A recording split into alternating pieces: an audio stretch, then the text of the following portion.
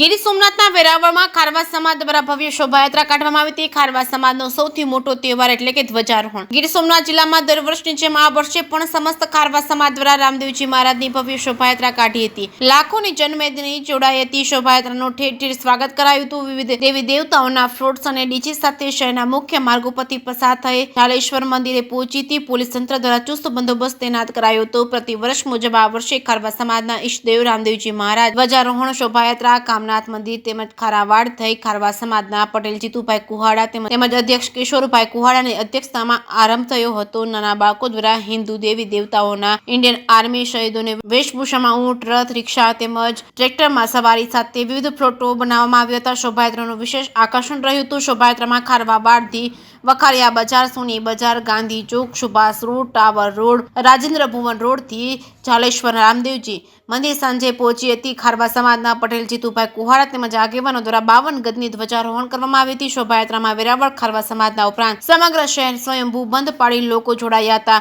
આટલી વિશાળ હાજરીમાં હોવા છતાં સ્થિતબદ્ધ રીતે રામદેવજી મહારાજના જયઘોષ અને અબીલ ગુલાલના છોડા સાથે ઉમંગ અને ઉત્સાહપૂર્વક ઝાલેશ્વર મંદિરે પહોંચી દર્શન અને પ્રસાદનો લાભ લીધો હતો। જે કેસી ગુજરાતી સાથે મહેશ વાજા સોમનાથ। મારું નામ કિશોર મોહનભાઈ કુહાડા, વકીલ, ગુજરાત માછીમાર મહામંડળનો પ્રમુખ છું। આજે આ 11મી ધજા રામાપીરની છે।